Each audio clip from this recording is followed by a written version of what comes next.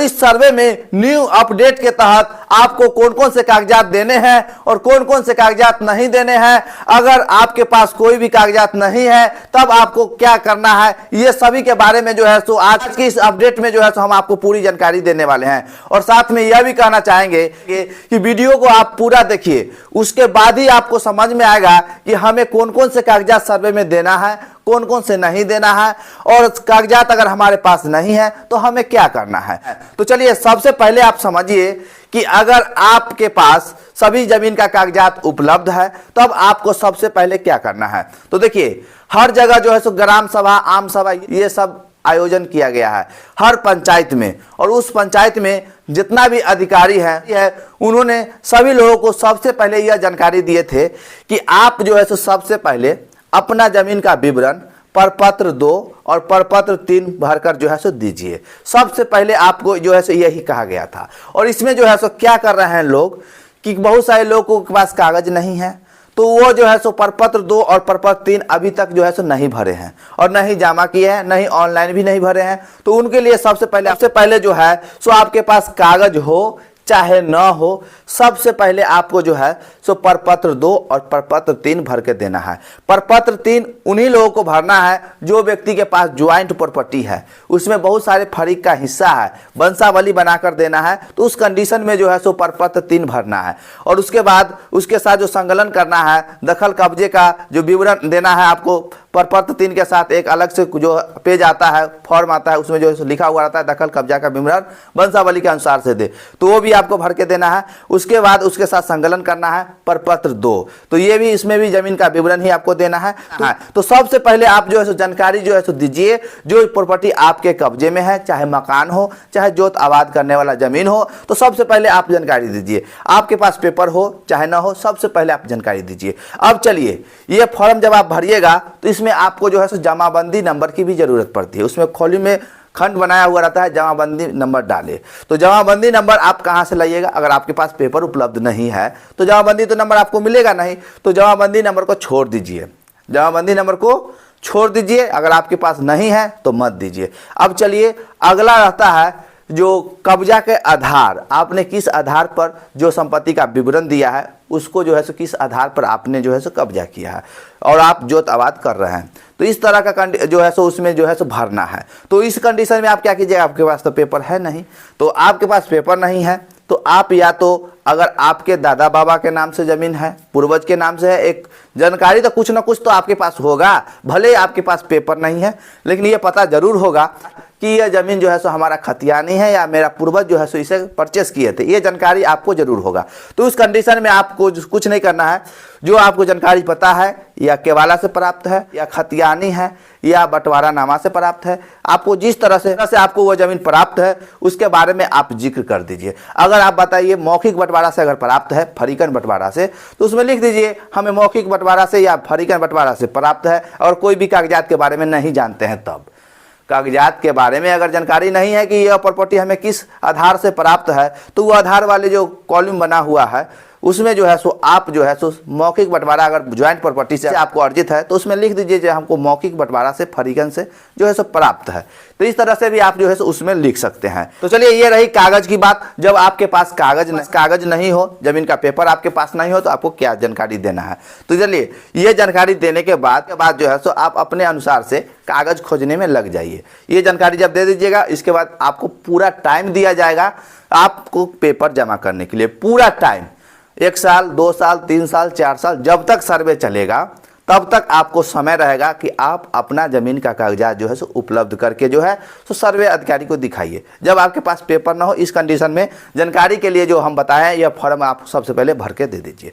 उसके बाद दोस्तों अगर आपके नाम से प्रॉपर्टी है, अगर आप ही के नाम से प्रॉपर्टी है और जमाबंदी भी कायम है या जमाबंदी नहीं भी कायम है, तो उस कंडीशन में आपको वंशावली नहीं लगेगा। अगर आपके नाम से ज़मीन है तो उसमें आपको वंशावली नहीं भरना है, सिर्फ आपको प्रपत्र 2 भर के जो है सो दे देना है अगर आपके नाम से प्रॉपर्टी है तब। और उसके बाद जमाबंदी, बहुत सारे लोग कहते हैं कि सर हमारा नाम से ज़मीन है लेकिन हमने अभी तक दाखिल खारिज नहीं कराया। तो देखिए दाखिल खारिज नहीं कराया तो क्या हो गया, ज़मीन नीलाम थोड़ी हो जाएगा जी, या ज़मीन सरकार थोड़ी लेकर चल जाएगी। आपने नहीं कराया तो क्या हो गया, नहीं हुआ, सरकार का काम है।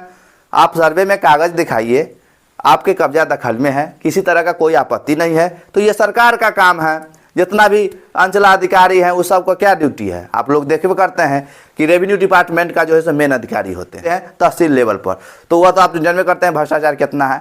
तो उनका जो है आप आवेदन कीजिएगा, वो दाखिल खाई रिजेक्ट कर देंगे या कोई कारण बस जो है सो पेंडिंग कर देंगे। आप जानते करते हैं जो आगे की प्रक्रिया क्या होता है। सो आप क्या कीजिएगा, छोड़ दीजिए, खुद से खुद जो है सो सर्वे में ऑटोमेटिक दाखिल खारिज हो जाएगा और जमाबंदी भी बन जाएगा आपका, या खाता खतौनी डायरेक्ट बनेगा, उसके आधार पर आप जो है सो लगान जो है सो पे कीजिए। अब चलिए, जब आपके नाम से प्रॉपर्टी हो तो डायरेक्ट आप जो है सो प्रपत्र 2 भर के जानकारी दे दीजिए। और उसके बाद चलिए, अगर आप खतियानी रैयत हैं और खतियान के आधार पर आपको अगर ज़मीन प्राप्त है, तो हम कहना चाहेंगे कि रिविजनल सर्वे का खतियान अगर आपके पास होगा तो ज़्यादा परिवार जो है सो डेवलप नहीं होंगे, कम ही परिवार में जो है सो वह खतियान का जो है सो पूरा जमीन जायदाद जो है सो बटा होगा। अगर आप इसी में CS खतियान अगर आपके पास होगा तो लगभग 5-6 पीढ़ी जो है सो अभी तक आ गया होगा, क्योंकि 1901 ईस्वी में जो है तो CS खतियान लगभग जो है सो सभी लोगों को मिल चुका था। तो 1901 से अभी तक लगभग 5-6 पीढ़ी जो है सो अभी तक आ चुका है और अब जाकर सर्वे हो रहा है। तो इस कंडीशन में आपको जो है सो वंशावली के साथ जो है सो प्रपत्र 2 और उसके साथ जो है सो खतियान में जितना आपका शेयर बन रहा है उतना शेयर के बारे में प्रपत्र 2 और वंशावली में जिक्र करते हुए जो है सो वंशावली के साथ दखल कब्जा का विवरण जो भरना है उसमें भरकर जो है सो आप दे दीजिए। उसके बाद चलिए, बहुत सारे लोगों के पास कोई भी पेपर नहीं है, पेपर खो गया है, नष्ट हो गया है, तो उस कंडीशन में उनके घर में जो है सो एक ज़मीन का रसीद है। रसीद हम देखे हैं, और रसीद देखिए दोस्तों, अब यहाँ पर समझने वाली बात है, बहुत सारे लोग जो है सो नहीं समझ पाते हैं। अगर मान लीजिए, रसीद भी कई तरह से प्राप्त होते हैं लोगों को। एक होता है रसीद बंदोबस्ती, जो हल्का कर्मचारी के द्वारा पहले के समय में किया जाता था, रसीद बंदोबस्ती। तो उस कंडीशन में आपके पास सिर्फ रसीद ही होगा, जो हल्का कर्मचारी जो है जो काट कर उस समय दिए होंगे, जमाने की बात हम बता रहे हैं। तो उस कंडीशन में आपके पास दस्तावेज नहीं होगा, रसीद बंदोबस्ती से ही प्राप्त होगा।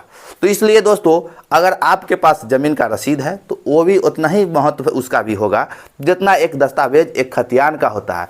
अब बताइए, रसीद बंदोबस्ती बहुत सारे लोग नहीं जानते हैं रसीद बंदोबस्ती के बारे में, तो हम अभी बता रहे हैं। रसीद बंदोबस्ती जो है तो बहुत लोगों को पता नहीं है। वो रसीद बंदोबस्ती उनका ज़मीन किया हुआ है जमाने में, और वो केवाला खोजने में लगे हुए हैं, दस्तावेज खोजने में लगे हुए हैं, खतियान निकालने में लगे हुए हैं। तो दोस्तों, इतना बात ध्यान रखिएगा कि रसीद बंदोबस्ती होगा आपके पास, कोई भी ज़मीन उससे प्राप्त होगा रसीद बंदोबस्ती के द्वारा, तो आपके पास ज़मीन का एक रसीदे होगा। तो आप उस रसीद के आधार पर जो है सो भरिए, रसीद के आधार पर भरिए, भले उसमें खाता खेसरा लिखा हो चाहे नहीं हो, आपको रसीद के आधार पर ही भरना है। और उसमें जो बताना है कि हमें यह रसीद बंदोबस्ती से प्राप्त है और मलगुजारी रसीद लगाइए। उसके बाद चलिए, सारे मामला ऐसे हम देख रहे हैं जिसमें फरीक जो है सो उन कागज़ जो है एक दूसरे को शेयर नहीं कर रहे हैं, ज़मीन का पेपर जो है सो एक दूसरे को शेयर नहीं कर रहे हैं। वो क्या कर रहे हैं, इसमें बहुत सारे जो है सो बातें आपको इंपॉर्टेंट बता रहे हैं। वीडियो को आप पूरा देखिएगा तब और समझिएगा। तो देखिए, फरीक जो है सो कोई फरीक ऐसा है जिन्होंने अपना आपस में जो है सो रजिस्ट्री बंटवारा कर लिया है और उन्हीं के पास जो है सो पुराने ज़मीन जायदाद का कागजात है। और फरीक जो है सो बचे हुए हैं जिन्होंने कोई भी रजिस्ट्री बंटवारा नहीं किया। जिस तरह से पूर्वज के पेपर के आधार पर जो जोत रहे थे, खानदानी ज़मीन हो चाहे रजिस्ट्री ज़मीन हो, वो पूर्वज के ही नाम से ही ज़मीन जो अर्जित था उन्हीं के नाम से अभी भी ज़मीन जोत आबाद कर रहे थे। उन्होंने कोई रजिस्ट्री बंटवारा नहीं किया अपने परिवार में। और दूसरे फरीक जो है सो वह कर लिया है, और जो कर लिया है उसी के पास पेपर है। अब देखिए, इस कंडीशन में क्या होगा, जो रजिस्ट्री बंटवारा दूसरा फरीक जो कर लिया है और उसी के पास पूरा ज़मीन जायदाद का कागजात है, तो वह जो रजिस्ट्री बंटवारा खुद से कर लिया तो उसका एक नया कागज़ अपना नाम से बन गया है। तो वो सर्वे में क्या करेगा कि सभी अपने नया कागजात के माध्यम से वो अपने नाम पर सर्वे कराएगा। कागज है तो ये तो नया कागज़ बनवा लिया है, तो सर्वे में तो ये तो नया कागज़ से जो है अपना सर्वे करा लेगा, पुराना कागज़ दिखाएगा नहीं। और दूसरे फरीक के पास कुछ ना है, कोई कागजात उसके पास नहीं है, वो दे ही नहीं रहा है। तो इस कंडीशन में अब क्या होगा, बहुत वो परेशान होगा। उसके पास तो पेपर है नहीं भाई, फरीक रखे हुए दे ही नहीं रहा है, अब क्या करेगा भाई। तो शॉर्टकट में दोस्तों समझ लीजिए, लाइट कट गया है।